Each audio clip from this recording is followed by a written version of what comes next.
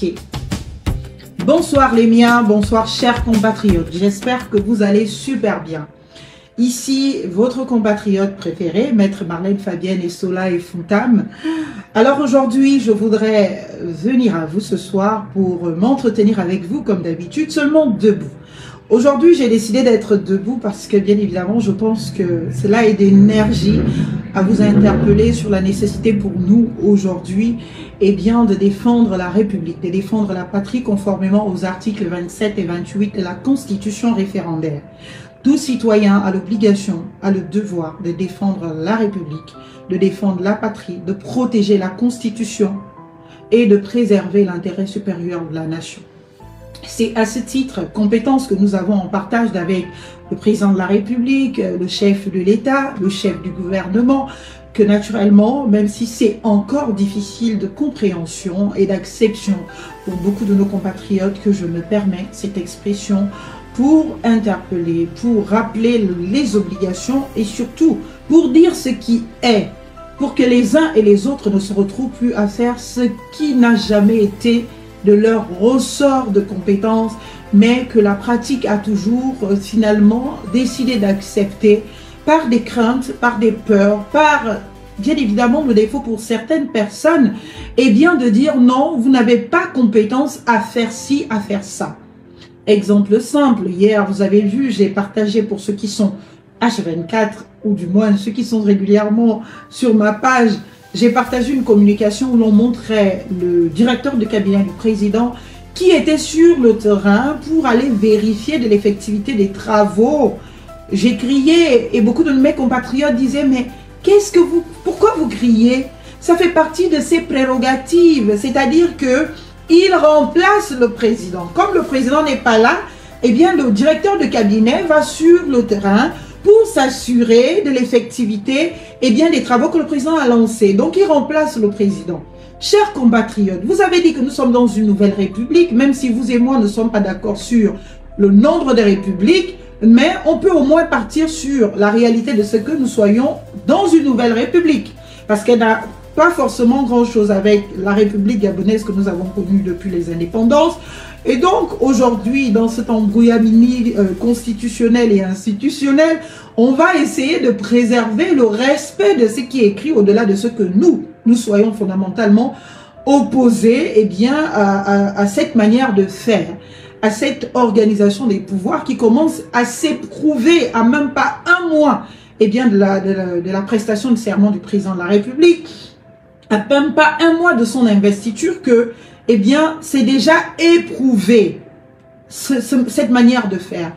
Quand je vous avais dit, avec mes amis d'Ensemble pour le Gabon et bien d'autres compatriotes, que il était absolument indigeste, il était absolument impossible d'accepter cette constitution parce que elle attribuait tous les pouvoirs décisionnaires à un seul individu, le président.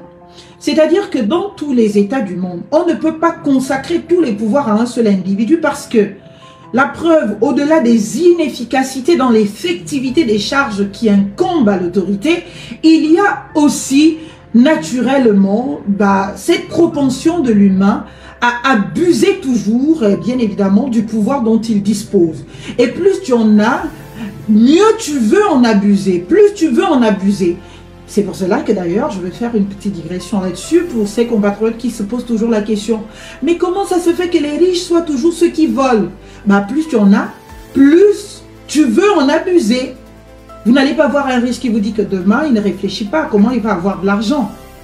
Alors qu'un pauvre, s'il a 100 000 aujourd'hui, va dire, bon, j'ai quand même 10 jours pour me reposer sans penser à l'argent. Parce qu'avec les 100 000 francs, je peux vivre. Ce n'est pas le réflexe de ceux qui en ont. Ceux qui en ont dorment chaque jour en se demandant comment je fais pour avoir plus demain. Et s'il a l'opportunité de détourner, de voler, il va détourner, il va voler parce qu'il a la peur de ne pas demain être en capacité d'avoir le standing de vie qu'il a et d'avoir les biens qu'il a. C'est pour cela qu'il n'est pas bon dans une société organisée de confier l'essentiel des pouvoirs à un seul individu et tous les pouvoirs à un seul individu. C'est pour cela que la République gabonaise que nous connaissions jusque-là, depuis 1960 à nos jours, bien qu'il y ait eu quelques modifications, bien qu'il y ait eu quelques changements de certaines dispositions, bien qu'il y ait eu, bien évidemment, le complément de certaines de ces dispositions, ne nous a jamais imposé. Dans le texte, je ne parle pas des faits, parce que c'est cela le problème. Notre pays n'a pas le courage de répondre à ses obligations, aux exigences de son temps.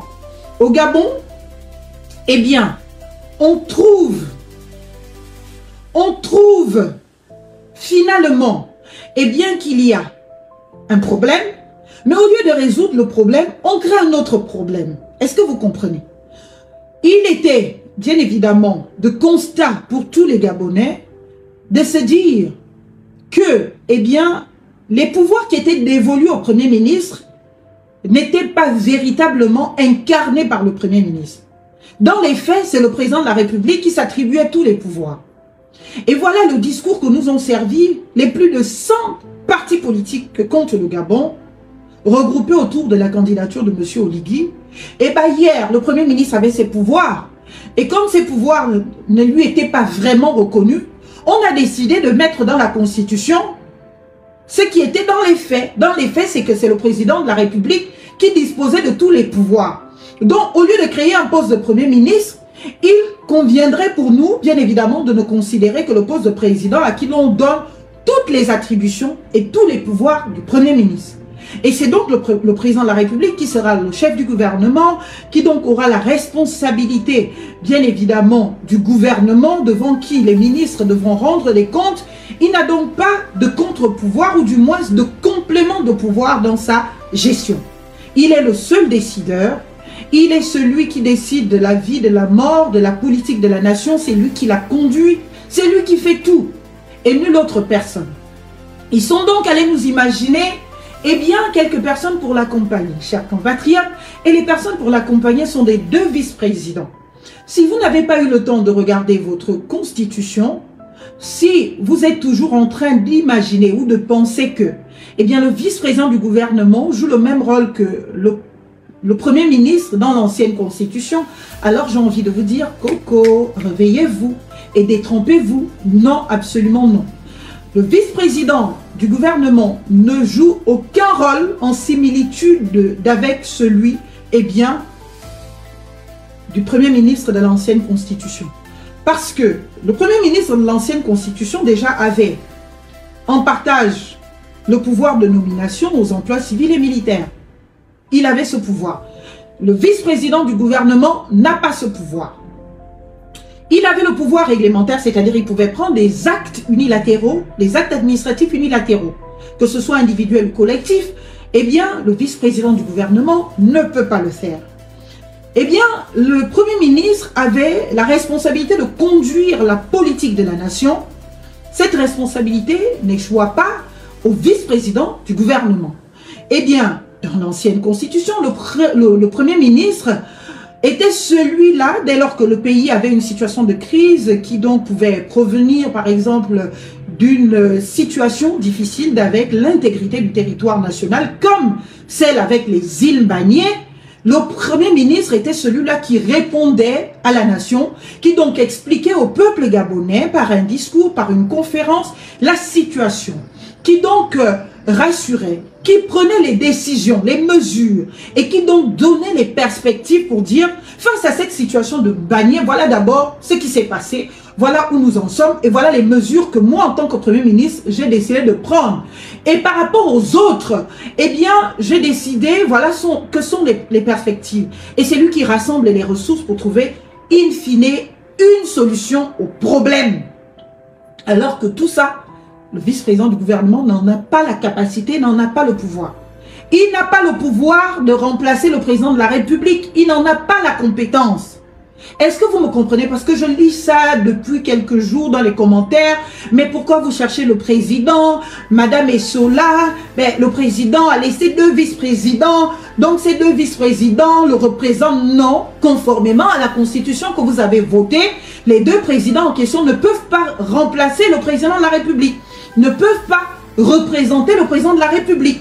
La seule possibilité pour le président, le vice-président, de remplacer ou de représenter, eh bien, le président de la République, c'est en cas de déclaration de vacances temporaires du pouvoir.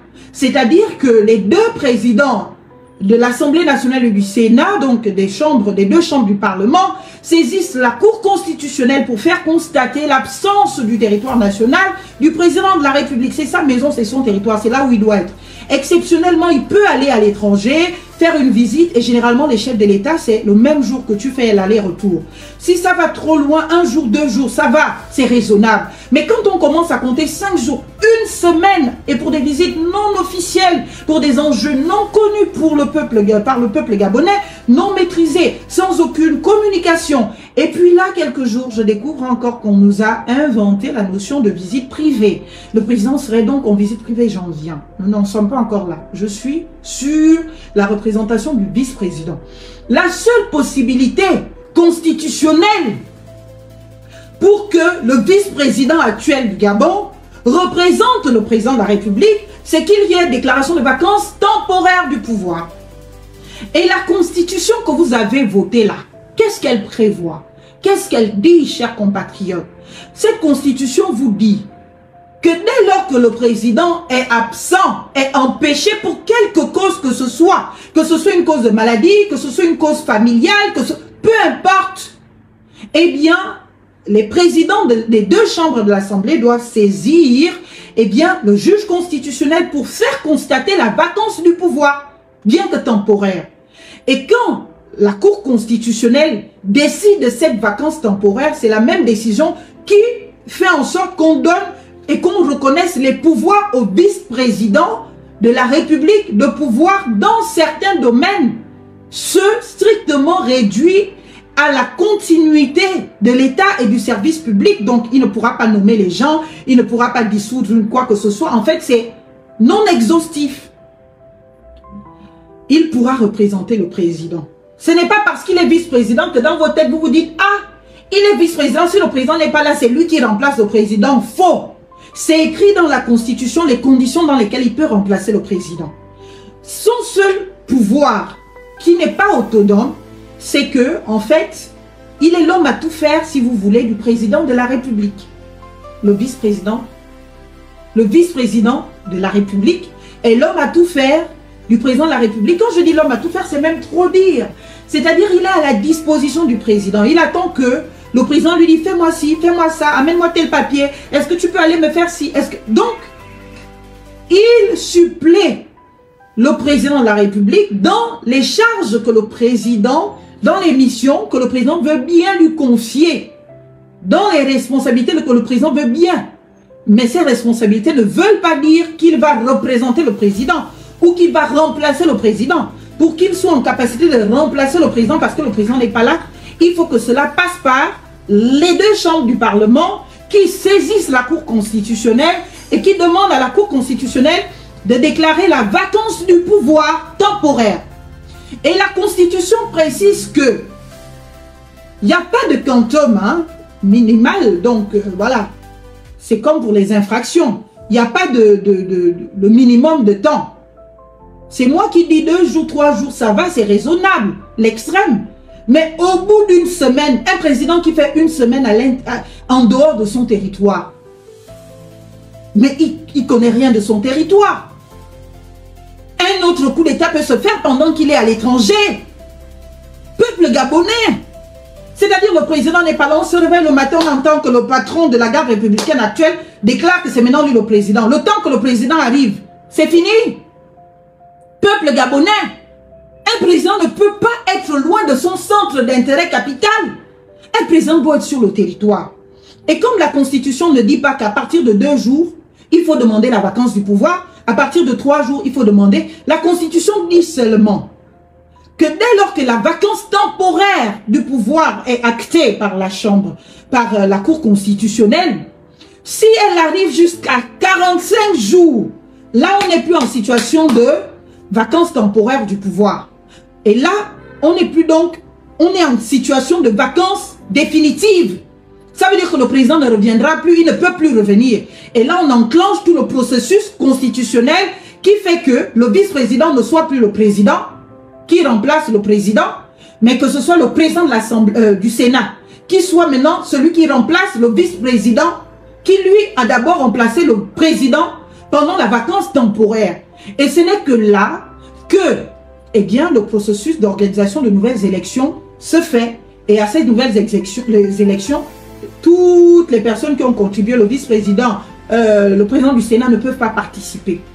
Donc, il n'est pas dit dans la Constitution qu'il faut attendre une semaine ou 15 jours ou 20 jours pour évoquer la vacance du pouvoir. Dès lors qu'on constate que le président de la République n'est pas au Gabon et que cela dure et qu'on n'a même pas d'informations, mon Dieu, c'est une obligation pour le président de la République de communiquer là où il est, ce qu'il fait, comment.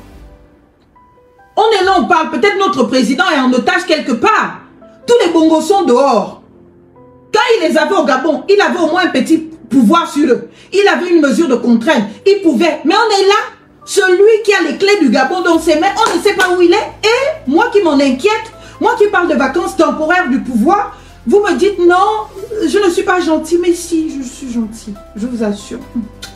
Je suis trop gentil. Et c'est parce que j'adore mon pays, et c'est parce que j'aime mon pays que je ne peux pas, malheureusement, me taire face à des situations qui méritent que je l'ouvre. Qui ne vous dit, on nous dit, le président est, quand vous-même vous voyez les photos du président, il va bien là-bas. Que le président était avec Sassou Nguesso, avec Noureddine Bongo, Noureddine qui l'a traité de tout et de rien. Noureddine qui était en prison ici. Noureddine dont les avocats nous ont dit qu'il a subi des tortures sous la présidence. Vous faites comme si les choses de ce pays se passent et puis on vous bande les yeux et les oreilles. Non. Tout ce que les avocats de Noureddine ont dit à la télé, au Gabon et partout dans le monde, que naturellement il a subi des violences et qu'il était incarcéré dans un sous-sol de la présidence. Maintenant qu'ils sont libres, vous savez les pouvoirs que ces gens ont à l'international. Vous savez les forces que ces gens ont. Et si notre président était en otage, puisque nous n'avons aucune information officielle, je rôde le site de la présidence de la République. Silence absolu. Depuis le 17, rien. Le seul partage que le site de la présidence de la République du Gabon a fait, c'est le partage de la fausse communication qu'on est venu nous servir sur l'affaire de Line Barnier pour dire « Calmez-vous, on va régler la situation ». Mais on sent même que ce n'est pas le président qui parle. Il ne sert à rien d'avoir des réactions précipitées, mon Dieu. Une affaire comme ça se passe. Depuis le 19, nous sommes le 25 aujourd'hui. On n'a pas entendu le président.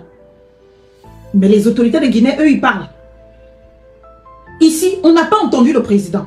Et si notre président était devenu en otage? Et si notre président était en otage, comme les autres ont dit que lui les a détenus en otage ici? Qu'est-ce qui fait que le président de la République reste 9 jours? Demain, là, ça va faire 10 jours. Demain, ça fait 10 jours que le président n'est pas au Gabon. 10 jours. C'est trop grave. Dans 45, si tu enlèves 10 jours, il reste combien? Il reste combien? Dites-moi un peu. Il reste 35 jours. Donc, il suffit encore de 35 jours et puis c'est fini.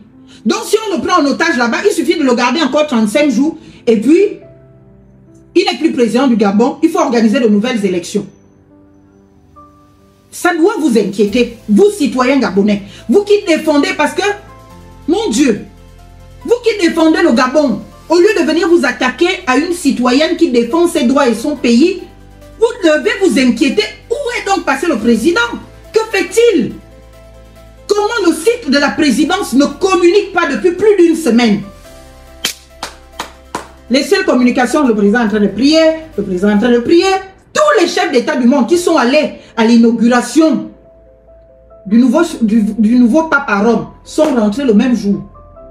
Lui, il est même parti élire domicile là-bas. Si c'est vraiment là-bas qu'il est, parce que tantôt on apprend qu'il est là-bas, tantôt il est à Paris, tantôt il est même parti si c'est en Inde. On ne sait pas. C'est les suppositions d'autres chefs d'État, des communications des médias étrangers.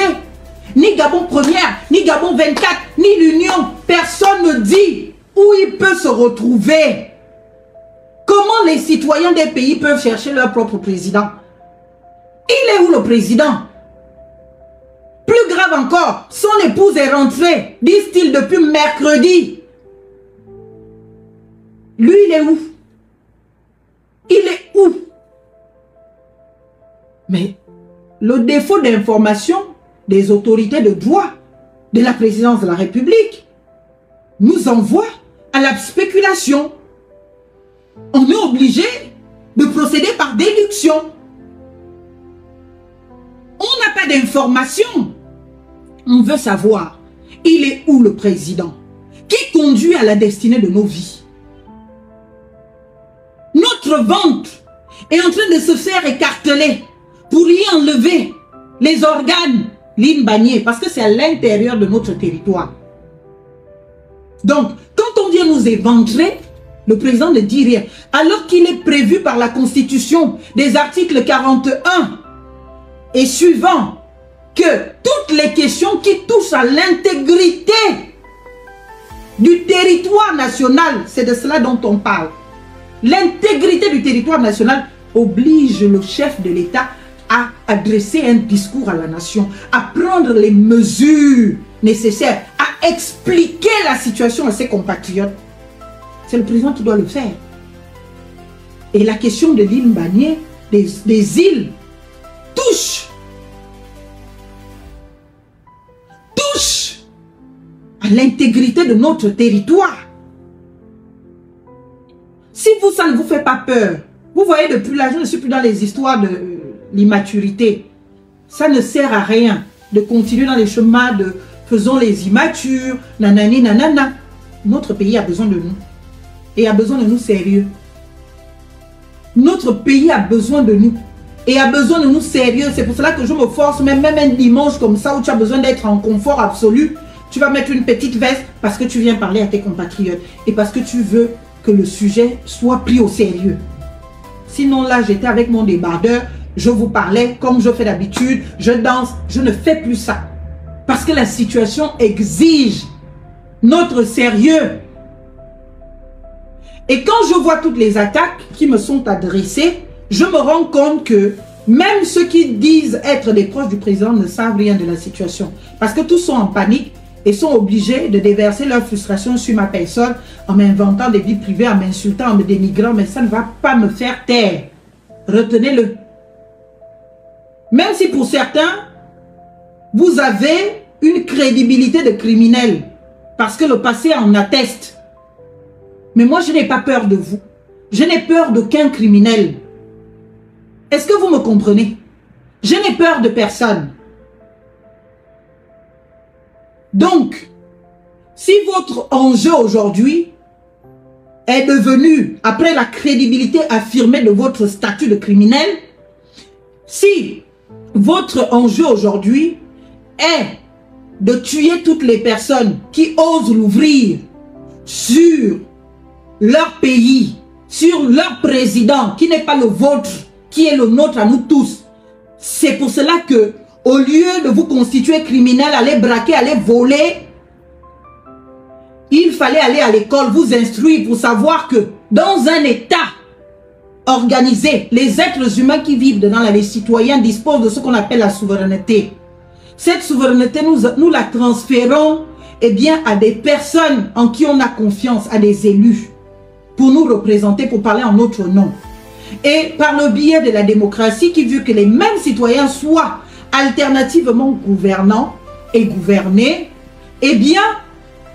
fasse que finalement, quand on va aux élections, tu soutiens ton candidat, je soutiens mon candidat. Si mon candidat l'emporte, il est ton président comme il est mon président. Tu te dois de lui exiger des choses comme moi je le ferais. Peut-être moi j'aurais même encore des limites que bon, c'est quand même mon président, c'est moi, je dois le soutenir en offre. Mais toi, quand tu cries pour dire, tu exiges des choses à ce président que tu n'as pas voté, je ne serai pas là pour te dire non, tu ne dois pas parler, mon cher compatriote, non, parce que c'est ton droit absolu. Et pareil, si c'est ton candidat qui gagne comme c'est le cas, tu dois souffrir de me voir me déployer dans ma citoyenneté. Et ton passé criminel ou vos passés criminels ne vont pas me dissuader, je dis bien ne vont pas me dissuader à me revendiquer ma citoyenneté. Et je continuerai de vous éduquer, de vous instruire sur cette citoyenneté. Est-ce que vous comprenez ce que je dis? Je n'ai peur d'aucun criminel. S'il fallait avoir une réaction face aux criminels, c'est le mépris. Surtout ceux qui ne s'amendent pas. Ceux qui ne s'amendent pas. Est-ce que vous comprenez? Il faut vous amender. Quand on a été criminel ou délictuel, on a causé du tort à la société. Donc même à moi, indirectement. Et quand on sort de là, on s'amende. On fait amende honorable. On se resociabilise. On s'instruit. On se forme. Et on se met, bien évidemment, à la disposition de l'intérêt supérieur de la nation. On n'empêche pas à certains citoyens de s'exprimer librement et de jouir de leur citoyenneté. Donc, pour revenir au sujet, chers compatriotes, ce qui se passe est grave. Cela fera demain 10 jours que le président de la République n'est pas au Gabon. Ce n'est pas normal. Si on avait une assemblée normale, elle aurait déjà enclenché le processus, eh bien, de déclenchement de la vacance du pouvoir. La vacance du pouvoir. L'empêchement temporaire devant la Cour constitutionnelle. Devant la Cour constitutionnelle. Mais comme on a un parlement sous mandat impératif, c'est-à-dire un parlement nommé par Oligui, qui ne va être là que pour s'exécuter dans ses volontés, il peut même rester 2 mois là-bas. Personne n'osera saisir la Cour constitutionnelle au fin de constater, eh bien, la vacance du pouvoir. 10 jours, c'est trop. C'est beaucoup trop.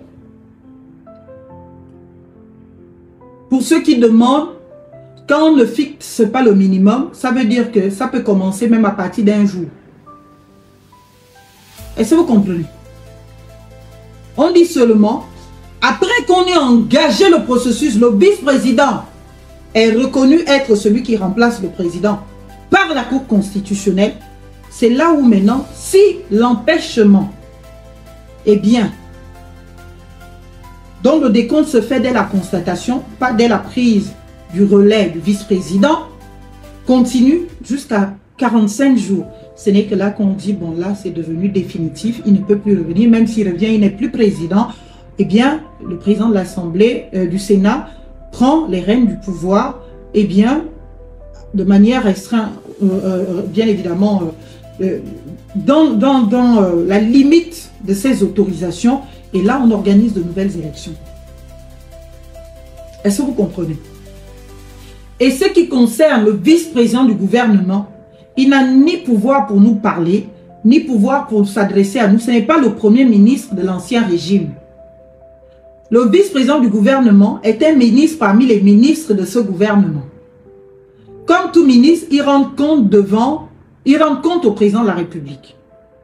Celui qui occupe les fonctions de l'ancien vice-premier ministre, c'est le président de la République, puisque c'est lui qui est chef de l'État, conformément à la constitution que vous avez votée.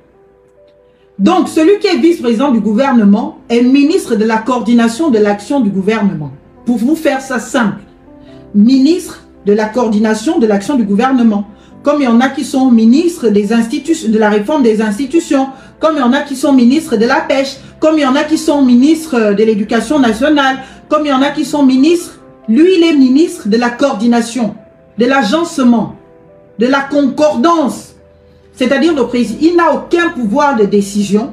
Il ne peut pas venir répondre sur des faits d'actualité qui engagent la souveraineté nationale, qui portent atteinte à l'intégrité de notre territoire national.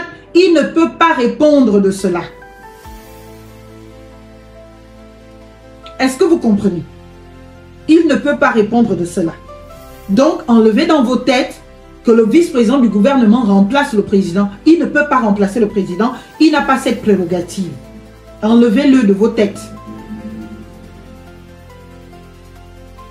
Il ne peut pas. Il ne peut même pas présider un conseil de ministres. Il ne peut pas. Et là encore, exceptionnellement, et c'est après vacances du pouvoir, eh bien que le vice-président peut le faire. Par empêchement temporaire. Est-ce que vous comprenez? Donc, ceux dont la citoyenneté n'est pas encore acquise dans leur tête et qui sont plutôt de revendication d'un statut d'esclave dépassé, d'un statut un peu colonial là.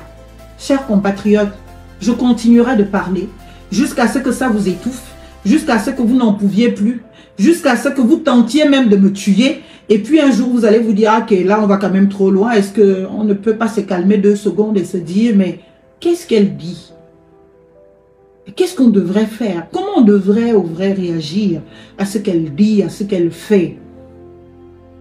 Et là, peut-être, miraculeusement, vous allez recouvrer de vos capacités intellectuelles. Vous allez recouvrer de vos capacités, de votre lucidité. Et puis vous allez vous dire, ah mon Dieu, qu'est-ce qu'on a voulu faire à la pauvre fille? Pourtant, c'est une compatriote qui s'est engagée pour défendre le vert jaune bleu, mon Dieu. Comme on en a des rares. Et c'est même un honneur pour nous de voir quelqu'un qui ose. Et c'est là où vous allez vous-même revenir. Parce que le combat pour les droits que nous menons là, si c'est pour venir vous dire changer d'avis, vous n'allez pas changer d'avis, on se connaît. Il suffit qu'il y ait un coup d'état tout de suite. Il n'y aura personne qui semble venir dire ici en commentaire qu'il soutient Oligui Nguema, qui va dire non, moi je suis contre le coup d'état là, parce que je soutiens Oligui. Vous allez faire exactement comme vous avez fait avec Ali. Jusqu'au 26 août 2023, vous tous,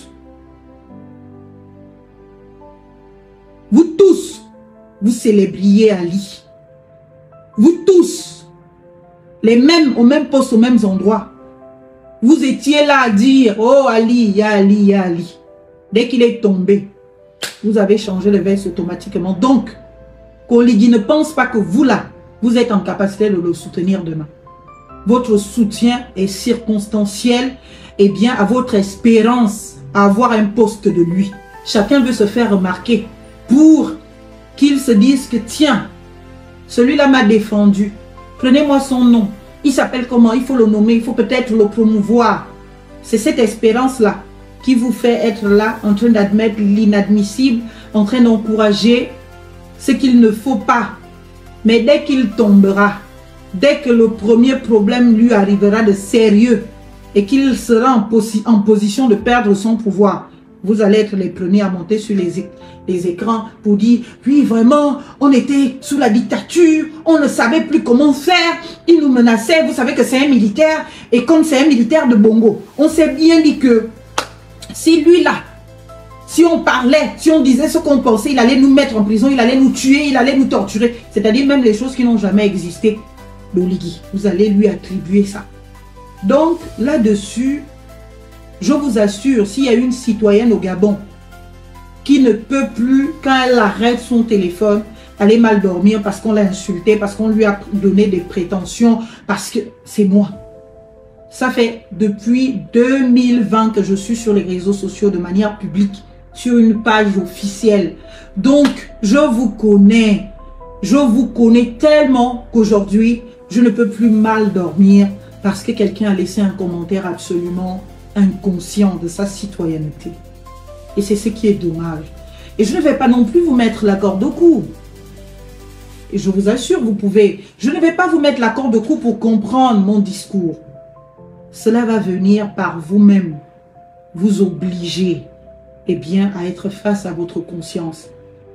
À vous admettre un silence de cathédrale et de vous dire, oh Dieu, mais qu'est-ce que l'on a fait à ce pays? Vous qui aimez citer les grands politiques de ce pays, Omar Bongo, vous tous vous l'avez cité un jour. Dieu ne nous a pas dit de faire du Gabon ce que nous sommes en train de faire. Mais est-ce que vous vous posez cette question? Est-ce que vous vous le dites de temps en temps? Est-ce que ce que je suis en train de faire dans mon pays est ce qui devrait être? Est-ce que mon silence n'est pas en train d'engendrer quelque chose qui sera peut-être difficilement maîtrisable et maîtrisé demain? Est-ce que, eh bien, ma volonté à tout prix à taire les voix qui se montrent de discordance ne va pas demain engendrer un monstre qui sera finalement incontrôlé et incontrôlable? moi, en tant que citoyen gabonais, qu'est-ce que je fais?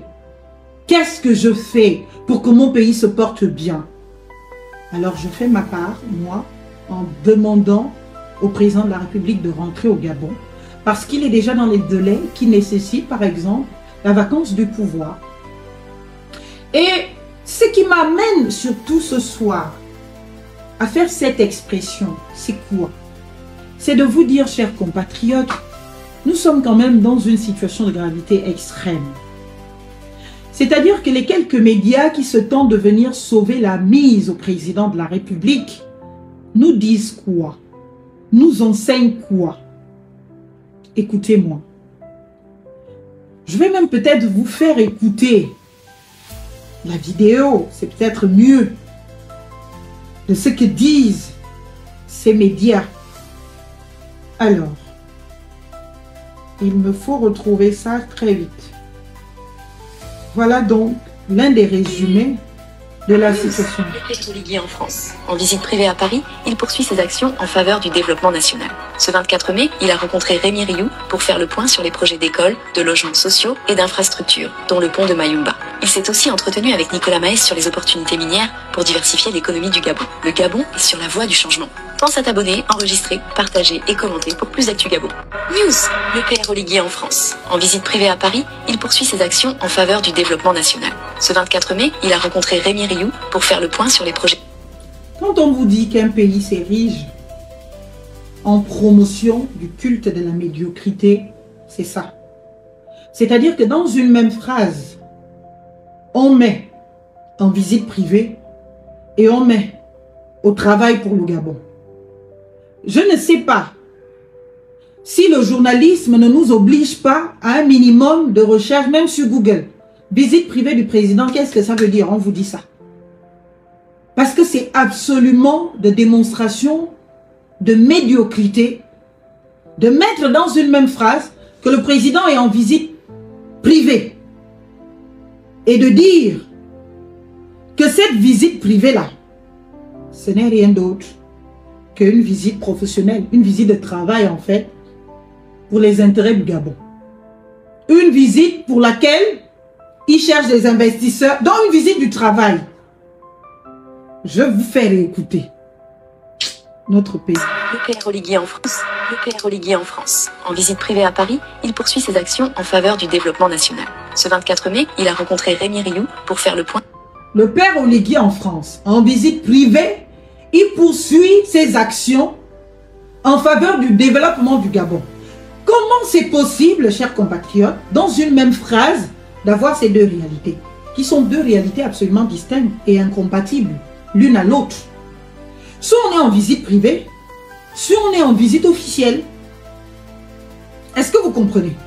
Soit on est en visite privée, soit on est en visite officielle. Et la visite officielle, ce n'est pas forcément la visite où le président est reçu à l'Élysée avec tapis rouge. Il y a des visites officielles de travail. Est-ce que vous comprenez? La visite privée, c'est comme son nom l'indique, une visite pour des raisons strictement privées, personnelles. C'est-à-dire des raisons qui concernent juste le président, qui n'ont rien à voir avec ses fonctions, qui n'ont rien à voir avec son agenda de président, qui n'ont rien à voir avec ses volontés de développement du Gabon, qui n'ont rien à voir avec oh, combien il va aller trouver de l'argent pour le Gabon, qui n'ont rien à voir avec l'intérêt supérieur de la nation, avec l'intérêt général, qui ont à voir avec sa situation strictement personnelle, intimiste. C'est ça une visite privée du président. Coupez les caméras, je passe fiou-fiou, je vais aller voir ma maîtresse, je vais aller voir ma copine, je vais aller m'enlever une dent, je vais aller, j'ai besoin de 2 jours de vacances pour aller voir mes parents. Visite privée. Ce n'est pas une visite de travail, parce qu'une visite de travail, elle est officielle. Est-ce que vous comprenez? Est-ce que vous comprenez? C'est pour cela que je dis, ce pays a cette faculté de promouvoir la médiocrité et tellement elle résonne d'une force de ténèbres, elle s'impose comme la norme. Et ceux qui sont dans la vérité, qui malheureusement n'ont pas les moyens de communication de ceux qui sont dans la manipulation, le mensonge et la promotion de la médiocrité, finissent par être passés pour des fous. Nous, on est fous. On est des malades mentaux. Ça ne va pas bien dans nos têtes. Parce que la majorité pense comme ça et nous, on est 3% de Gabonais qui pensons autrement. Et l'effet de la majorité impose une dictature de la majorité. Et c'est ce qui impose, si la majorité est médiocre, eh bien, c'est la dictature de la médiocrité qui s'impose à tous. Et ce qui fait que les quelques personnes qui, elles, arrivent quand même à garder leurs pieds sur terre et à se vêtir d'un manteau de lucidité, finissent par tomber en déshérence, finissent par être considérées, bien évidemment, comme la lèpre.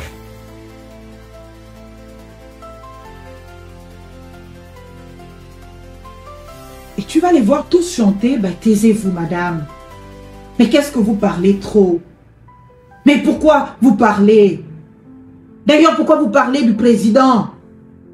Vous cherchez le président, pourquoi? C'est pas ton copain. C'est pas ton bon ami. Hey, Jesus, Omar Bongo, dans ta tombe, tu es responsable du citoyen gabonais du 21e siècle. Tu as abruti les Gabonais. Tu as abruti les Gabonais. Tu n'as pas investi dans l'école. Tu as clochardisé les Gabonais. Vraiment, excusez-moi. Et là encore, beaucoup vont se fâcher. Bon, je reprends le costume que vous voulez que je porte. Avec tout le respect que je vous dois, monsieur, ce président Omar Bongo, vous n'avez pas rendu service aux Gabonais. 50 ans de règne. 50 ans de règne. Pour vous, 43 ans plus exactement. Mais avant, vous étiez déjà là. Avec les Yomba. Et vous n'avez pas pu éduquer une génération, 2 générations, 3 générations. Vous n'avez pas pu inculquer l'amour du pays aux Gabonais. Vous n'avez pas pu inculquer le sens de l'intérêt général aux Gabonais. Vous n'avez pas pu transmettre des valeurs, celles de la République, celles de notre citoyenneté. Mais vous avez échoué. Oui, vous faisiez bien de dire, Dieu ne nous a pas dit de faire du Gabon ou demander de faire, donner le droit de faire du Gabon ce que nous sommes en train de faire. Vous avez bien fait de le dire. Parce que je vous assure, ce peuple, parfois, tu te demandes, mais mon Dieu, comment avons-nous fait pour en arriver là? C'est 18 ans le cursus d'une bonne éducation. Et c'est même 10 ans la réussite d'une génération, de l'éducation d'une génération. Mais comment avons-nous des années et des années durant conditionné le peuple gabonais à cet état? Même quand il y en a des brillants, des intelligents, leur intelligence est conditionnée. Leur intelligence est conditionnée. C'est-à-dire que là, je viens de vous donner les principes. Quelqu'un qui allait à l'école, qui est gabonais, qui veut plaire au système ou qui veut continuer à bénéficier des privilèges du système, il va prendre son intelligence pour aller fouiller les petites exceptions pour les établir normes. Pour faire de ces exceptions la règle. Et s'imposer de toute la force qu'une exception ne peut pas se permettre. Et parfois une exception qui ne renferme pas des caractéristiques nécessaires de recevabilité à cette exception. Voilà qui sont les Gabonais. Tu as l'impression que nous sommes un peuple de soumis congénitaux. C'est-à-dire que depuis le ventre de nos mères, c'est comme si on nous a fabriqués là-bas comme étant des soumis. Un Gabonais qui tape la poitrine, qui dit là, là, là, je me bats. Tu en comptes sur les doigts d'une main. Tu en comptes sur les doigts d'une main. Tu te dis, mais quel peuple sommes-nous? Quel peuple sommes-nous? Le plus grand danger de ce pays, c'est son peuple. Je me souviens au début de la transition, quand on avait commencé et qu'il y avait cette illusion de liberté des médias et tout ça, oh, c'était joli. Quand on avait commencé, mais les militaires nous écoutaient. Dès que je faisais une sortie dans ma page, que les gens qui voulaient démontrer au système que ils vont les défendre, ils vont le défendre, ils ont supprimé ma page de plus de 138 000 abonnés. 5 années de travail, de contenu, de production intellectuelle, vous avez supprimé ça. À cause de quoi? Voilà, ça répond à une question. Quelqu'un m'a dit en commentaire, mais Maître Essola, pourquoi quand Marie-Madeleine Borancho a été choisie pour aller représenter le Gabon devant la Cour internationale de justice et qu'elle a fait ses plaidoiries, vous n'avez pas parlé. Vous n'avez pas condamné cela. Vous n'êtes pas venu expliquer le contenu. Peut-être ça aurait pu aider ces gens-là à améliorer leur texte. Au-delà de vous dire que je ne fonctionne pas de cette manière, c'est-à-dire que je ne cherche pas un poste, même si beaucoup d'entre vous en êtes convaincus parce que cela procède de votre manière de fonctionner. C'est le mécanisme réflexionnel qu'on vous a inculqué. Moi, je ne fonctionne pas comme ça. Si je veux un poste, je ne fais pas semblant de venir dénoncer quelque chose. Je sais très bien écrire.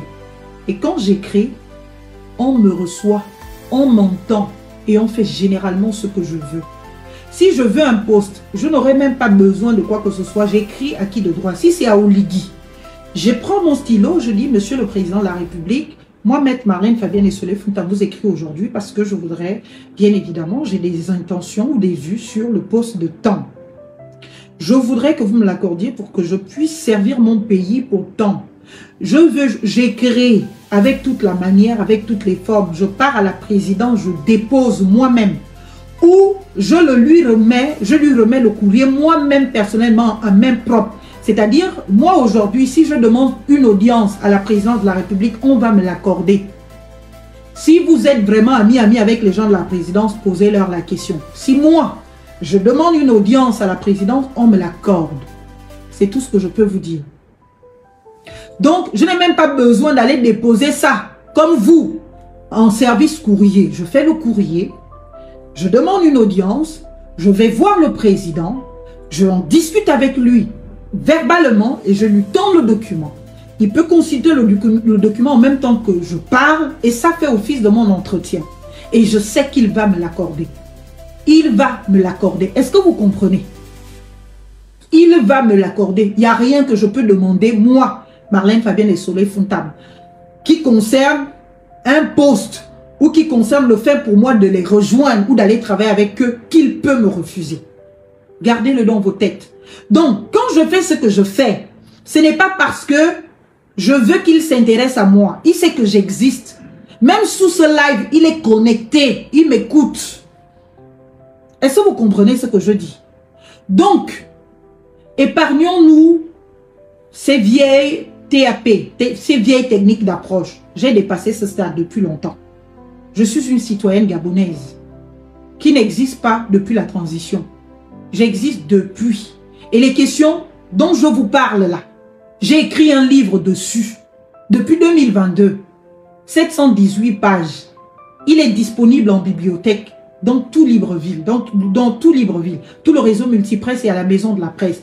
Vous partez, vous demandez la République, c'est moi. On va vous sortir mon œuvre. Donc, je ne m'invente pas de maîtrise ou de connaissance ou d'intérêt pour ces questions. Je m'y déploie depuis bien longtemps, avant même Oligui, et d'expression aussi ferme, peut-être même plus ferme que maintenant. Hier, j'étais. Parce que là, j'ai grandi, et la conscience de la réalité, du contexte et tout ça, donc ça te calme un tout petit peu. Mais avant, à l'endroit d'Ali Bongo, j'ai fait bien pire. Mon ton a été bien plus dur et bien plus ferme que ce que je fais aujourd'hui. Pourtant, je venais au Gabon. Tout le monde me disait, si tu pars au Gabon, on va te mettre en prison. Moi, je n'ai jamais eu d'accord avec Ali Bongo. Mais je suis une citoyenne qui connaît ses droits, c'est tout. Et qui sait Même quand elle est sur la limite de l'autorisation, jouer avec cette limite. Je n'outrepasse pas ce qui est encadré et prévu par la loi. Et pour être comme moi, achetez le livre La République, c'est moi. Lisez-le. Et il vous donnera les outils de maîtriser tout ce que vous devez savoir sur la diffamation, de maîtriser tout ce que vous devez savoir sur l'injure, de maîtriser tout ce que vous devez savoir sur vos droits en tant que citoyen, vos devoirs en tant que citoyen, de maîtriser c'est quoi la République, quelles sont ses valeurs, quels sont ses principes, quels sont ses critères, de savoir c'est quoi un État, quelle est votre responsabilité en tant que citoyen, quelle est la responsabilité des autorités, comment cela se déploie, chers compatriotes. Donc oui, ce que je fais, je le fais parce que c'est mon devoir. Et je suis de ceux-là, eh bien, qui accomplissent leur devoir. Je ne suis pas de ceux-là qui fuient quand il y a des problèmes. Parce que l'impression que nous avons aujourd'hui, c'est que le président a fui le pays. Dès lors que la bombe de l'exfiltration de la famille Bongo a été connue, tout de suite le président a cherché à partir du pays, il a fui. Jusqu'à aujourd'hui, on n'a aucune trace de lui, on n'a aucune nouvelle de lui. Aucune trace, aucune nouvelle. Et donc, le fait pour moi, en tant que citoyenne, de sortir et de demander, mais où est mon président? Que fait mon président? Où a-t-il bien pu aller? Au lieu qu'il y ait une communication gouvernementale claire, chacun essaye de venir défendre le président. Mais ce n'est pas votre président. Vous n'avez aucune qualité à parler en son nom. Vous ne pouvez pas le justifier. Vous ne pouvez pas le justifier. Donc, pour revenir à la question de la Cour, la CIJ, ce qui s'était passé, c'est justement quand j'ai fait le premier live sur le fait qu'on ait choisi Marie-Madeleine Boroncho. Marie-Madeleine Boroncho, pour représenter le Gabon, j'ai fait une sortie. Ils sont venus, les pro-Oligui ou les Pnabelis et consorts, ils sont venus justifier cela en disant, vous savez, chers compatriotes, c'est la meilleure, elle maîtrise le dossier. C'est plein de trucs, ils ont dit. Jusqu'à, on l'a nommée présidente honoraire de la Cour constitutionnelle du Gabon.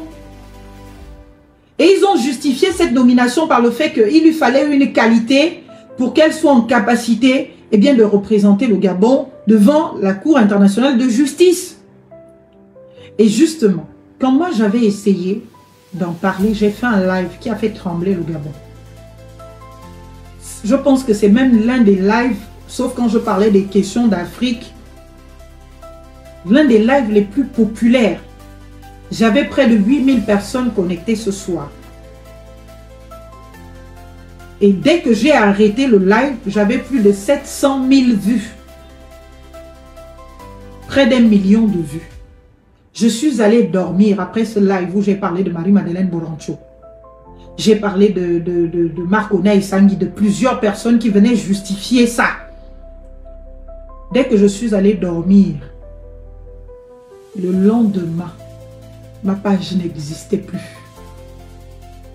Ma page officielle. Le compte sur lequel je suis là, c'est mon compte personnel, c'est-à-dire le premier compte que j'ai créé sur Facebook depuis que Facebook existe. C'est mon compte personnel. J'ai juste rendu ça public. Mais ce n'est pas une page. Ma page a disparu. J'ai tout essayé. Tout essayé. J'ai écrit à Facebook. J'ai fait des procédures. Il m'a tout le temps été envoyé comme raison. J'ai demandé moi-même la suppression irréversible de mon compte. Et quand on regarde, ça a été fait depuis le Gabon. Parce qu'ils peuvent au moins tracer là où l'action a été exécutée. C'était au Gabon. Je n'étais pas au Gabon à ce moment-là. J'étais en France. Et donc, c'est le pouvoir qui l'a fait. Ils m'ont supprimé mon compte. À partir de là, ça m'a vraiment fait mal. Je suis restée peut-être deux mois sans plus parler des problèmes du Gabon. J'avais les miens. Mes abonnés de toujours qui m'écrivaient, ceux qui avaient mon WhatsApp, qui m'appelaient, qui me demandaient de revenir, de ne pas abandonner, qu'ils ont besoin de moi. Pendant longtemps. J'ai fait 2 mois, je ne parlais plus. Donc, pendant ces 2 mois, l'actualité sur la Cour constitutionnelle, sur la défense du Gabon, de l'île Banier, je ne m'en occupais plus. Parce que franchement, je voulais couper.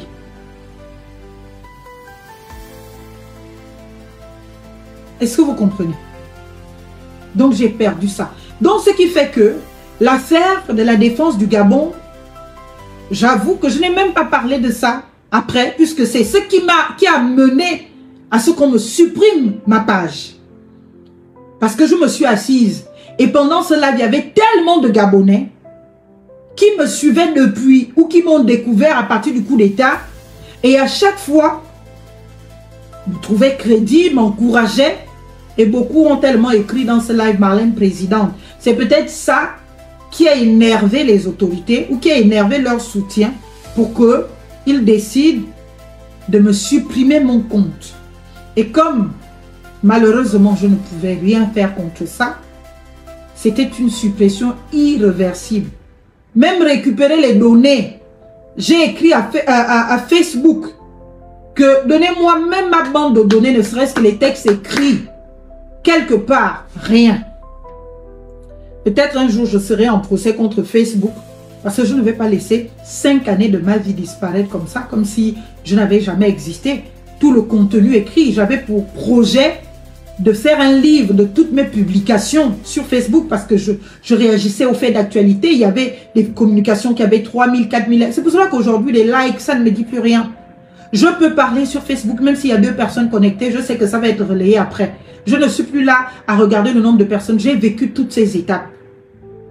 J'ai vécu la gloire des réseaux sociaux où les gens t'attendent, où des milliers de personnes sont connectées parce qu'on veut t'entendre parler. Je suis passé par tout ça. Ma page a vu du monde venir juste par ce qui sortait de ma tête. Mes analyses, mes réflexions, mes connaissances.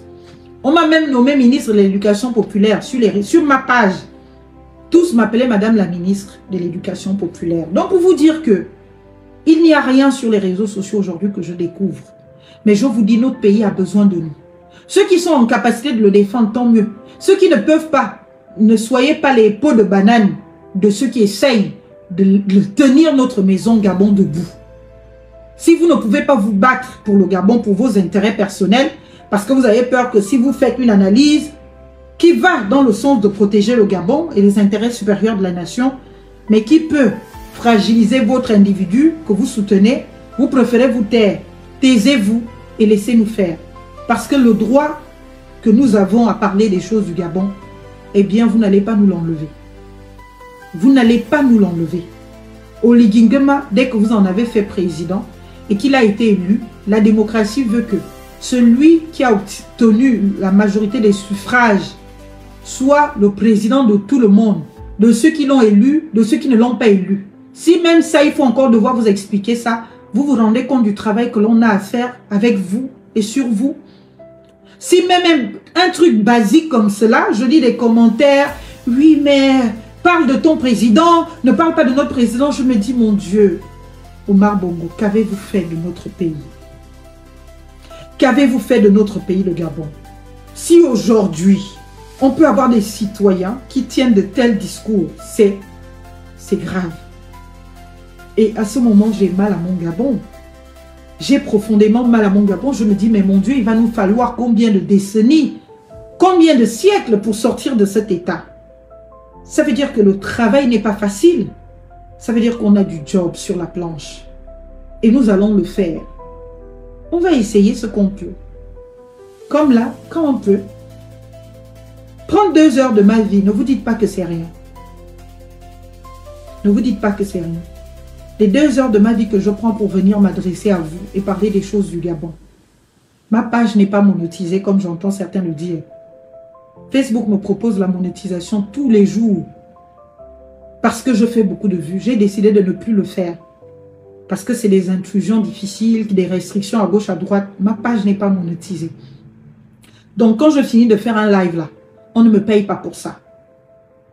Mais je suis bien heureuse que mon contenu plaise à nos compatriotes qui le relaient et que du fait pour eux de le relayer, ça amène les gens sur leur plateforme Si eux, ils peuvent monétiser leur page et mettre mes contenus dans leur page et gagner quelque chose, moi, ça me ravit. Mais moi-même, personnellement, je ne monétise plus aucune page. Je ne monétise pas. Donc, je ne suis pas payée pour faire ce que je fais. Mais je prends mon temps, le temps que je peux, 2 heures de temps chez moi. J'ai mes livres, j'ai tout chez moi. Je peux me mettre sur un dossier pour lequel on va me payer pour avancer sur ce dossier pendant 2 heures de temps. Et je vous assure, quand je travaille 2 heures de temps sur un dossier, j'ai déjà réglé un problème. Et donc, c'est de l'argent qui rentre. Mais je le prends par amour pour mon pays. Par dévotion, par passion pour mon pays. Et si on ne peut pas avoir de la passion pour son pays, si on ne peut pas être dévoué au bien commun, c'est que franchement, son existence passe quasi inaperçue d'intérêt. Moi, je voudrais, le peu de temps que j'ai à vivre sur Terre, avec le peu d'énergie que j'ai, peut-être demain je n'en aurai pas, eh bien, être de contribution. Et comme je vous le dis toujours, je ne fais pas ce que je fais dans l'espoir que ce soit un combat appropriable, comme je vois sur les réseaux, certains qui se revendiquent maintenant être les propriétaires de combat des droits de l'homme. Non! C'est un combat qui appartient à n'importe qui se lève. Ce que je fais là, quelqu'un d'autre prend sa caméra, fait ça demain. C'est le combat qui gagne. Ça veut dire qu'il n'y aura plus que ma seule voix. Peut-être il y a des gens qui ne supportent pas mon visage, qui ne supportent pas mes dents, qui ne supportent pas mes yeux, qui ne supportent pas mon pauvre vernis bleu que les gens insultent depuis le week-end, qui ne supportent rien de moi. Et comme ils ne me supportent pas, tout ce que je peux dire, même si c'est dans l'intérêt de ces gens-là, ils ne vont pas écouter. Alors s'il y a une autre personne qui se lève, qui prend sa caméra, qui fait ce que je fais, le combat gagne. Parce que ça veut dire que cette nouvelle personne, elle pourra conquérir de nouvelles âmes, de nouveaux citoyens. Et donc, ça va faire que les quelques citoyens qui me supportent, tel que je suis, et les autres qui ne me supportent pas, mais qui peuvent quand même laisser leur oreille traîner quelque part chez l'autre, ça fait grandir le combat. Ça fait grandir la cause. Et c'est comme cela que notre cause sera entendue. Donc, je ne peux pas me sentir propriétaire de ce combat. Je suis l'une des voix de ce combat. Et je souhaite qu'il y en ait davantage. Et je souhaite qu'il y en a de plus en plus. Et je souhaite, et je suis consciente que peut-être ce n'est pas à mon temps qu'on verra les résultats de ce que je suis en train de faire. C'est peut-être après ma mort. Peut-être 50 ans après ma mort, on va se souvenir que il y a eu une Essola et Fontam, Marlène Fabienne, qui a été au Gabon, qui donc a fait ci, qui a fait ça. Et pour que cela existe, il faut que derrière nous, il y ait des gens qui tiennent le flambeau, qui continuent le combat. Et c'est peut-être grâce à eux que finalement, eh bien, la matérialité adviendra. Nous, on aura juste peut-être posé les jalons de quelque chose qui va arriver dans 10 ans, dans 50 ans, dans 100 ans. Donc, je ne fais pas ce que je fais parce que je veux les résultats demain. Et c'est pour cela qu'aujourd'hui, je suis même beaucoup plus patient et tolérant. Mais seulement, je peux décider de ne pas subir, de me réveiller le matin, ouvrir mon téléphone et de lire tout et n'importe quoi. Donc, je bloque les gens. Ce n'est pas parce que je ne vous aime pas, ce n'est pas parce que je vous déteste, c'est tout simplement parce que je voudrais que ma vie soit bien évidemment paisible. Je ne veux pas me réveiller le matin avec des ulcères parce que quelqu'un m'a tellement insulté sur ma propre page. Insultez-moi ailleurs, sur d'autres pages, sur je n'ai pas choisi d'être gabonais, partout. Insultez-moi là-bas, ce n'est pas grave. Quand je me réveille le matin, je ne vois pas forcément ça. Et je ne suis même pas obligée de voir ça en dehors de sur ma page. Donc, vous venez m'insulter sur ma page, rassurez-vous, si je tombe sur le commentaire, je vais vous bloquer et vous ne me verrez plus jamais sur ma page et moi non plus, je ne vous verrai plus jamais. Maintenant, si vous partez m'insulter ailleurs, c'est tant mieux. Mais moi, je ne veux pas voir ça. C'est tout. Donc, chers compatriotes, la visite officielle du président, c'est vous qui avez décidé d'en faire une visite privée. Du coup, on ne sait plus. Est-ce que quand il est parti du Gabon le 17 pour aller à Rome, c'était une visite officielle? Puisque pour les autres chefs d'État, c'était une visite officielle. Ça participe de la diplomatie et autres. Et puis, vous avez décidé que dans les airs là-bas, hors territoire, cette visite officielle qui a été annoncée, qui a été publiée sur sa page, s'est transformé en visite privée à Paris. Et vous avez trouvé le terme privé parce que j'ai dit que nous apprenons par la présidence du Congo-Brazzaville que le président Oligui Nguema est parti le voir et qu'ils ont eu une réunion avec Pascaline Bongo, Noureddine Bongo et Junior Bongo. Et là, vous dites, c'est privé, c'est sa famille. Ah, je croyais qu'Oligui n'était pas de la famille des Bongo. Maintenant, aujourd'hui, Oligui est de la famille des Bongo. Ok, bon, c'est quelque chose qu'on apprend. Après, j'apprends qu'il est là-bas au service des Gabonais et dans l'action des Gabonais. Je me demande, dans une visite privée, retenez-le, dans une visite privée du président, il n'accomplit pas les charges de sa tâche. Il n'accomplit pas, il n'est pas dans l'exercice de sa mission. Et je vais finir par là, en disant que, conformément à ce récit de, comment vous le dites, du média que vous dites être l'intelligence artificielle, c'est très grave. Chers compatriotes, c'est très grave. Cela veut dire que le Gabon rentre dans le concert des nations soumises. Vous savez, les relations internationales sont régies par les codes, par les règles, par les principes. D'État en État, on traite bilatéralement ou multilatéralement. D'État en État, on traite officiellement. Quand je parle d'officiellement, ce n'est pas qu'on vient exposer le contenu de ce qu'on se dit au public. Cela veut dire que Macron ne peut pas partir du Gabon, ne peut pas partir de la France, venir au Gabon pour venir voir une entreprise gabonaise sans que ce ne soit dans le cadre d'une visite d'État. D'abord, cela impose le respect de Macron pour lui-même. Et cela fait que si Macron est intéressé par les investisseurs gabonais, s'il y en avait, intéressé par les entreprises gabonaises, Macron, diplomatiquement, parle avec le président Oligui. Le président Oligui réunit ses équipes, établit le besoin de Macron, organise l'arrivée de Macron et après réception, même s'ils ne seront pas à traiter ensemble, il sait que les entreprises du Gabon, comme ça s'est fait sous Ali Bongo, quand Macron est venu avec, en tout cas, j'oublie le terme, donnez-moi, ce qui représente la FEG en France. L'ensemble des grandes entreprises françaises qui donc font l'économie française et qui donc sont l'influence économique de la France pour le président.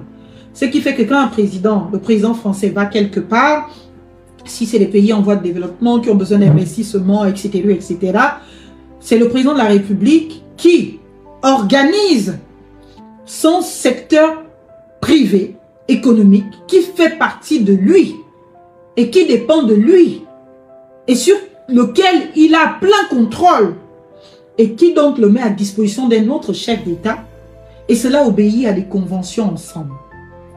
Et ça assoit le pouvoir de l'autre et la considération de l'autre. Maintenant, si notre pays qui jusque-là maintenait ce respect,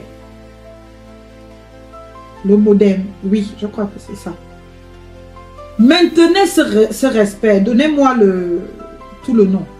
Si notre pays maintenait ce respect, c'est ce qui se faisait jusque-là, quand il s'agissait pour la France de venir investir au Gabon, c'est-à-dire que le président gabonais correspondait avec les autorités de France.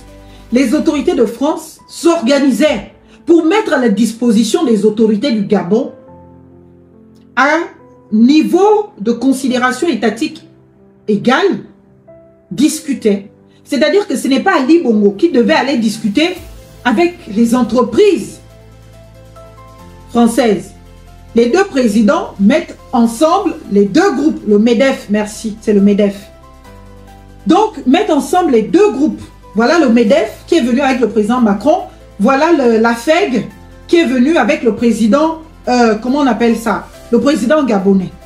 Et maintenant, les deux vont, selon les besoins exprimés par l'une des parties, savoir comment ils peuvent s'entraider. Sachant que tout cela a forcément des influences et des contrôles diplomatiques, etc., etc.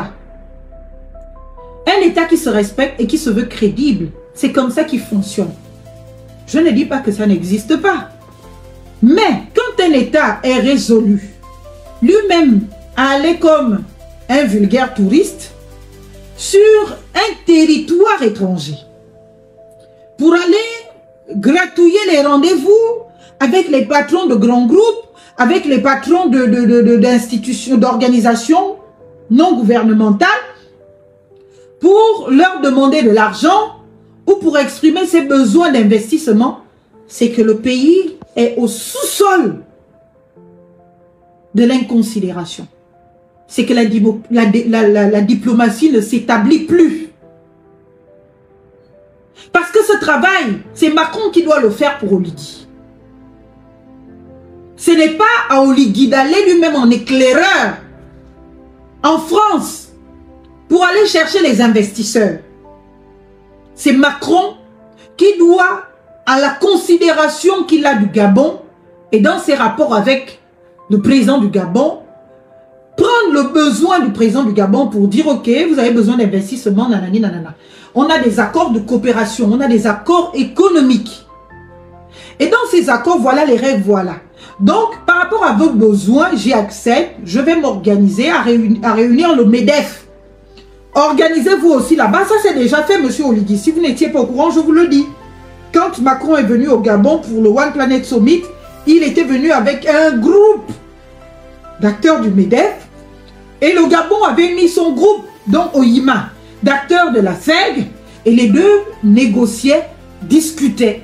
Ce n'est pas un chef de l'État qui va aller voir une autorité, soit-elle la plus riche du monde, pour discuter en tête à tête. Un État prête à un autre État. Des intérêts entre États sont les plus stables, les plus respectés, les plus contrôlés. Mais les États entre un individu et un État, c'est beaucoup plus difficile de contrôle. Et ce sont même des intérêts qui peuvent être utilisés par l'État dont est originaire l'entreprise ou l'organisation que vous êtes allé voir pour l'utiliser contre vous. Parce que si vous partez contracter directement, comme ça se dit, avec une grande entreprise française, vous n'utilisez pas les voies diplomatiques qui sont prévues à cet effet, vous n'utilisez pas les traités qui sont prévus à cet effet, vous n'utilisez pas vos conventions qui sont prévues à cet effet, vous dites moi-même je pars en éclaireur, je pars discuter avec les grands hommes de la France, inofficiellement, de manière non officielle. Même si ce grand type français accédait à ta demande, il va te donner l'argent parce que oui, tu as besoin d'argent. Tu veux construire, tu veux réaliser les projets. Ok, on prend l'argent, on te donne. Mais dès que tu rentres, la France peut même l'utiliser contre toi. Et si tu veux te plaindre, la France va te dire, tu m'as ignoré pour aller faire cela, toi seul. Je ne suis donc personne pour parler au nom de cette entreprise, puisque autonomement l'entreprise, vous avez traité ensemble. Vous n'êtes pas passé par moi. Donc je n'étais pas garant des accords que vous avez signés ensemble. Donc s'il y a disproportion à votre désavantage, je suis désolé, je ne peux rien faire. Comme cette entreprise, insidieusement, peut décider, l'État, dont la France, peut décider de dire à l'entreprise, insidieusement, lui, donnez-lui l'argent. Et puis, au bout peut-être de 5 ans, si la convention était prévue pour 5 ans, au bout de 2 ans, ou même de 2 mois, on dit non, on a des problèmes, remboursez-nous notre argent.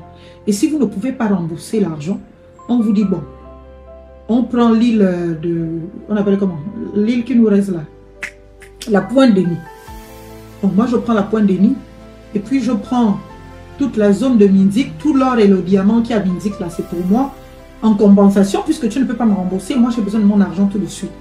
Et ce qui peut, les compensations qui peuvent avoir lieu quand il y a le contrôle diplomatique entre États et des conventions, ne peut pas intervenir là. Quand l'État va contracter directement avec des entreprises, quand l'État va contracter directement. Et là, c'est un mauvais démarrage.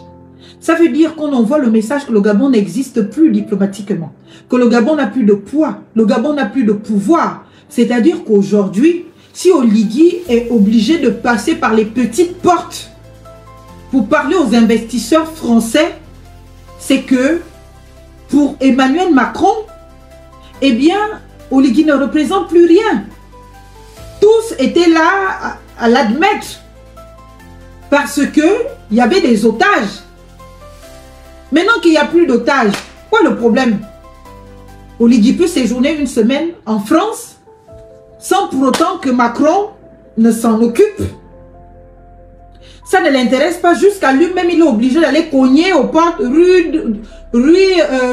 Mbanier, porte numéro 2, c'est le patron de telle entreprise qui est là-bas, c'est le patron de tel grand groupe. Un président d'un pays, toute une souveraineté qui part lui-même en éclaireur pour démarcher maintenant les investisseurs. Ça veut dire que le Gabon n'existe plus diplomatiquement.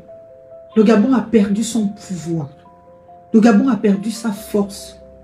Parce que dans les relations entre États, nous avons avec la France des conventions, la gestion de flux migratoires, des conventions économiques, des conventions militaires.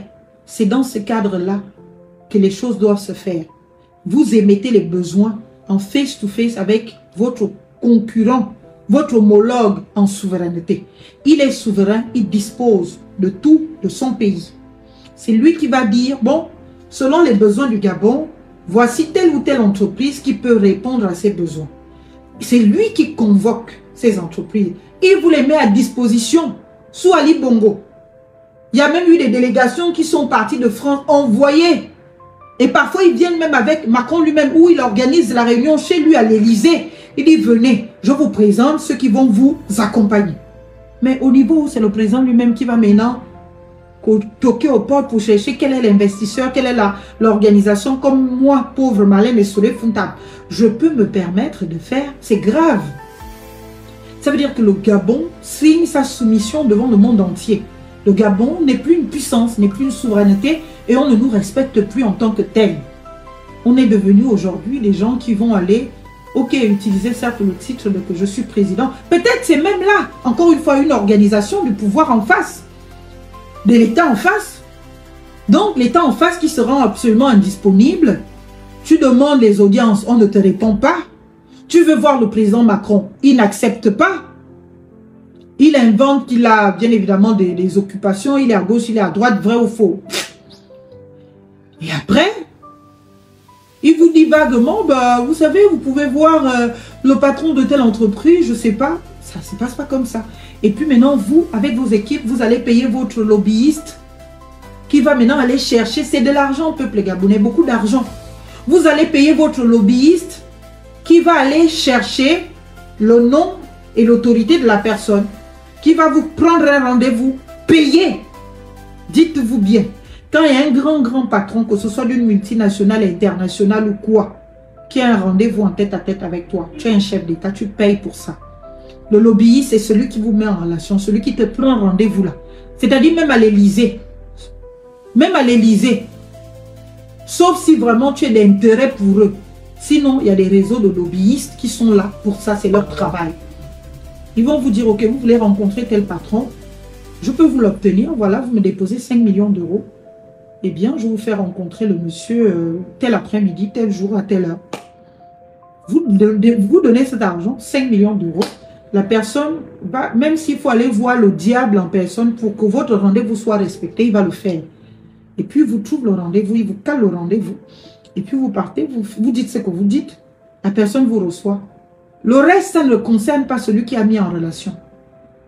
Donc, quand j'apprends ici et là, par des médias gabonais non officiels, que le président est en visite privée au service du Gabon, qu'il rencontre des grandes personnalités du monde économique français pour essayer de les intéresser au Gabon, pour qu'ils viennent construire, ça me fait mal. Je me dis, mais on est tombé à quel moment? Quelqu'un qui disait que son coup d'État sera l'exemple du monde est devenu quelqu'un qui marche dans les rues de Paris comme une vulgaire personne, qui se cache et qui donc doit aller gratouiller la tête, payer les lobbyistes à gauche, à droite pour un petit rendez-vous, pour essayer de trouver de l'argent pour le Gabon. Le Gabon ne jouit donc plus de sa souveraineté qui lui permet, s'il a envie de rencontrer Macron, d'asseoir Macron sur la même table pour dire à Macron, écoute, la France et moi avons des conventions et je voudrais que ces conventions soient mises en exergue sur la gestion des flux économiques, des capitaux et autres. Voilà ce que je propose. Voilà mes besoins. Est-ce que tu es en capacité d'y répondre? Oui. Comment on fait? J'ai besoin que tu m'amènes tous tes meilleurs qui peuvent être en capacité de répondre à ce besoin. Macron travaille pour ça. Il te les met à disposition. Et pareil, quand Macron, lui, a besoin de quelque chose de ton côté, tu fais le même travail, tu mets à sa disposition. Ce sont les rapports entre souverainetés. Maintenant, quand c'est toi, tu prends ton billet d'avion ou ton avion, tu pars. Tu vas maintenant chercher dans Paris, aller attendre dans des hôtels de luxe, aux frais du contribuable. Si un lobbyiste peut te trouver un rendez-vous avec un grand patron de je ne sais quoi, pour que tu ailles lui exposer les problèmes du Gabon, pour que tu développes un jour le Gabon, c'est grave, c'est difficile. Et je me dis, mon Dieu, à quel niveau avons-nous accepté de piétiner notre dignité? À quel niveau? À quel niveau avons-nous accepté de baisser la culotte? À quel niveau? Chers compatriotes, excusez-moi, je bloque quelqu'un. Ma paix est importante en ce moment. À quel niveau? C'est grave.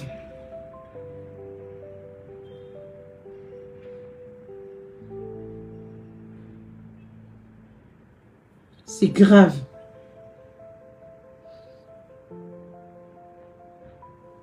C'est fait. Que la paix revienne. Donc, pour vous dire que quand on parle de ces questions, ce n'est pas parce que on s'ennuie. Le Gabon vient à peine d'avoir son président. Regardez les bourdes.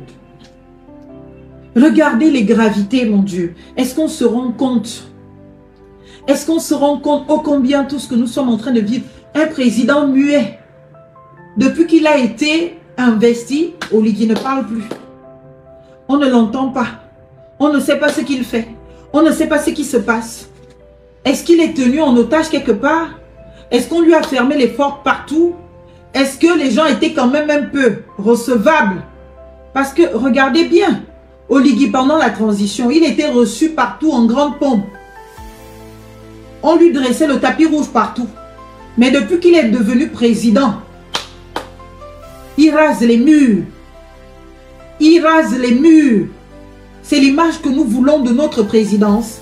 C'est l'image que nous voulons du premier homme gabonais qui parle pour le Gabon et au nom du Gabon. Raser les murs. La pleine puissance et le pouvoir du président sont où? Dans le rasage des murs. On va donc finir par dépenser tout le peu d'argent qu'on a là. Dans le lobbying. À chercher les lobbyistes pour nous organiser des rendez-vous infructueux. Des rendez-vous qui vont même finir par ne pas avoir des solutions escomptées. Ou si les solutions venaient à être trouvées, ça va forcément être des solutions précaires et des solutions qui peuvent même être des dangers pour nous demain le Gabon. Non, on ne peut pas continuer comme ça. Monsieur le Président, si vous voyez ce live, ressaisissez-vous. Quoique vous deviez à qui que ce soit rentrer au Gabon. C'est chez vous ici et c'est chez nous. Rentrez au Gabon. Faites le point de tout ce qui se passe jusque-là. L'exfiltration des bongos, la situation de nos îles et vos quêtes d'investisseurs. Je vous ai dit, vous devez, conformément à la Constitution, sur ces faits-là, vous adresser à nous, Gabonais.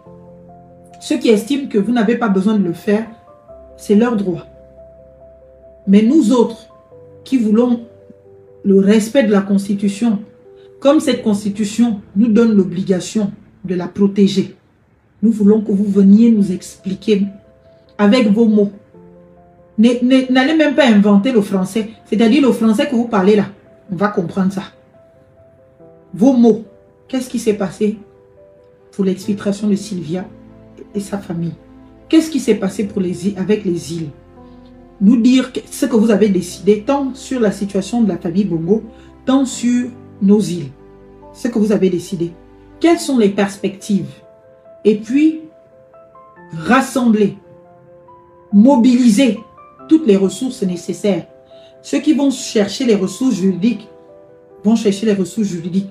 Ceux qui doivent chercher les ressources financières vont chercher les ressources financières. Ceux qui vont chercher les ressources, je ne sais plus quoi, chacun dans son domaine. Parce que nous devons sauver notre pays ensemble, hein, Coco. Monsieur le Président.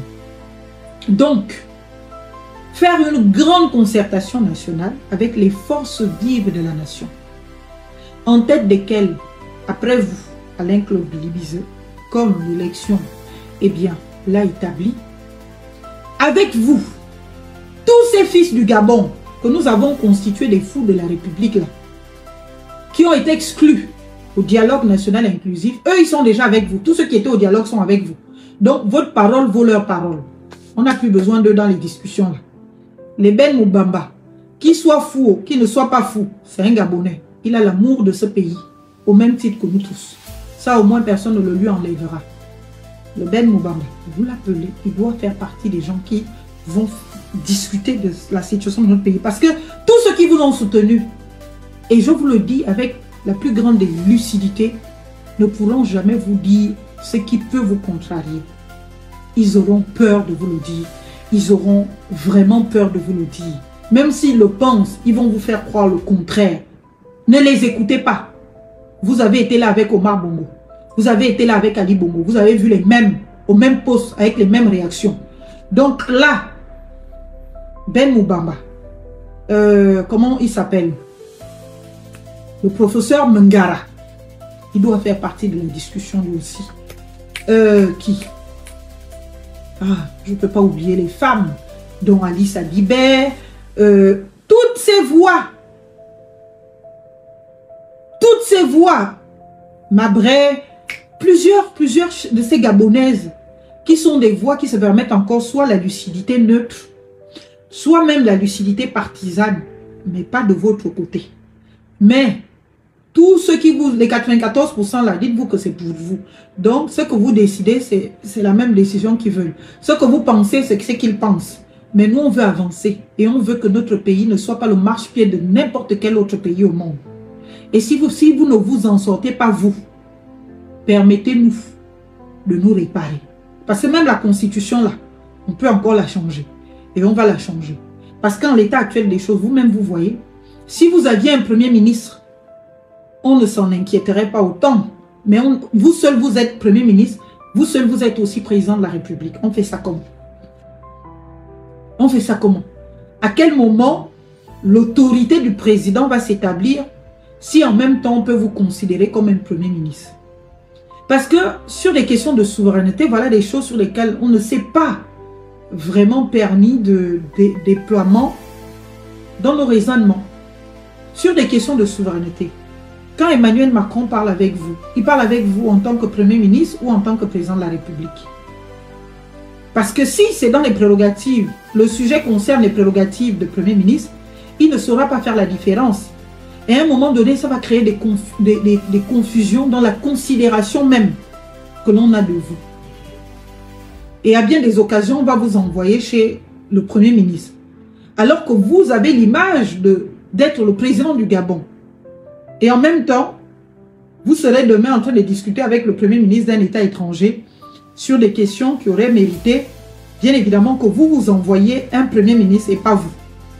Mais comme on n'a plus de Premier ministre, et que les prérogatives du vice-président, que ce soit du gouvernement ou du président de la République, vice-président de la République, ne lui donnent pas compétence à aller se mettre sur le même niveau que les autres premiers ministres parce qu'ils n'ont pas les mêmes charges, les mêmes compétences, les mêmes prérogatives, rien. Donc, il n'y a que vous qui êtes seul chef de l'État, chef du gouvernement aujourd'hui, qui pouvez, lorsque demain, on va décider que les premiers ministres se retrouvent, vous allez vous déplacer pour aller vous retrouver, les chefs du gouvernement se retrouvent, vous allez aller en tant que chef du gouvernement au milieu des autres chefs du gouvernement, et lorsqu'il s'agira que les présidents se retrouvent, vous allez aussi partir. Et cette confusion, vous allez voir qu'elle ne sera pas à l'avantage du Gabon parce qu'elle va désacraliser le pouvoir gabonais. Donc, Monsieur le Président, vous êtes devenu notre président et nous estimons que vous ne pouvez pas continuer à fuir. Vous ne pouvez pas continuer à raser les murs. Même dans nos familles, un chef de famille, c'est celui qui assume, qui se tient debout et qui explique, qui prend ses responsabilités. Un chef de famille ne peut pas fuir la maison parce qu'il ne sait pas quoi dire à ses enfants. Un chef de famille ne peut pas fuir la maison pendant qu'elle brûle. Il y a des problèmes entre frères et sœurs dans la maison. Il y a des problèmes avec les voisins. Le chef de famille, il décide, il prend ses clics et ses claques, il part. Il se barre. Débrouillez-vous, non, on ne peut pas. Revenez à la maison. Trouvez des solutions. Dites-nous. Parce que pour l'instant, on ne peut pas trop se déployer dans les propositions de solutions. On attend. Quelle est votre vision? Comment vous comprenez l'affaire? Vous nous expliquez. Quelles sont les décisions prises? C'est maintenant qu'on pourra dire, sur telle décision, nous estimons qu'elle n'est pas correcte. Elle ne nous donne pas d'avantage sûr. Et voilà ce qu'il faut. Mais pour l'instant, on ne vous a pas entendu. On ne sait pas ce que vous pensez. On ne sait pas les décisions prises, les mesures prises. On ne peut pas. On attend votre expression, Monsieur le Président. Et nous attendons que vous rentriez. Sauf si maintenant vous êtes vraiment en otage, ou bien que vous fuyez déjà le pouvoir et que vous ne voulez plus être président, ou bien que vous vous rendez compte que c'est devenu trop dur d'être président et que peut-être ce n'est pas ce que vous vouliez. Vous pensez que c'était juste peut-être le champagne, du bon caviar de temps en temps, mais ce n'est pas ça. C'est autre chose. On ne peut que spéculer. Parce qu'on n'a pas quelqu'un qui nous dise, attendez, chers compatriotes, voilà la vérité, voilà la situation, voilà là où on va. Même si demain, après, on vient encore critiquer, mais on a besoin de savoir dans quoi nous sommes, ce que nous faisons et comment est-ce qu'on avance. Voilà ce que je voulais vous dire, chers compatriotes. Espérons que vous serez de retour. Espérons qu'il n'y aura pas d'ici là, en tout cas je l'espère, eh bien, une véritable réaction patriotique de nos parlementaires pour engager le processus de la vacance du pouvoir devant la Cour constitutionnelle. Parce que malheureusement, nous y sommes. Et donc, pour ne pas laisser perdurer la situation, sauf si c'est l'objectif visé, rentrez au Gabon. Venez nous voir, venez vous adresser à nous, expliquez-nous les choses, donnez-nous vos décisions, expliquez-nous les perspectives et grande concertation nationale. Ça fait un mois que le Gabon est en berne, dans son estime, dans son rayonnement, dans son respect. Et nous ne faisons qu'accumuler des nouvelles malheureuses. Et je pense qu'il est venu le temps de taper le poing sur la table et de rééquilibrer les choses pour partir dans une nouvelle direction qui soit digne du respect dû à notre État, à notre pays, à notre souveraineté. Vive la République, pour que vive le Gabon. Je vous remercie. À très bientôt les amis. Bisous.